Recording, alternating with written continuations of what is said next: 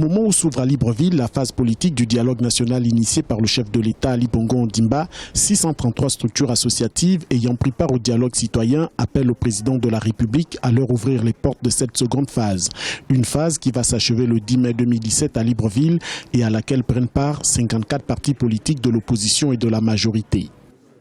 C'est un dialogue inclusif sans tabou. Il s'agit donc d'un échange et non d'un monologue. Or, dans la phase dite citoyenne, nous avons apporté des contributions et donc nous voulons donc sécuriser ces contributions. Nous voulons donc aller à la phase politique. Nous interpellons le chef de l'État afin que celui soit notre intercède en notre faveur pour que les politiques nous acceptent justement à la phase dite politique. De son côté, l'association dénommée l'Armée du Mapan, qui a également pris part à la première phase du dialogue national, estime que les jeunes ont une grosse partition à jouer lors de ces assises et doivent par conséquent prendre une part active à cette deuxième phase. Nous voulons aller au dialogue politique parce qu'on estime que dans le dialogue politique, tout sera décidé là-bas.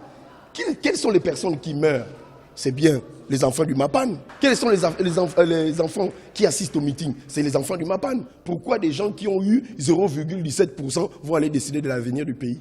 Pourquoi? Selon le ministre en charge du dialogue national, Maître Francis Nkeya, les acteurs ayant participé à la phase citoyenne n'ont pas besoin de se réinscrire à la phase politique, car leurs contributions seront prises en compte au même titre que celles de la seconde phase dite politique. Tout ce qui a été étudié, tout ce qui a été élagué, tout ce qui a été proposé soit appliqué dans son intégralité.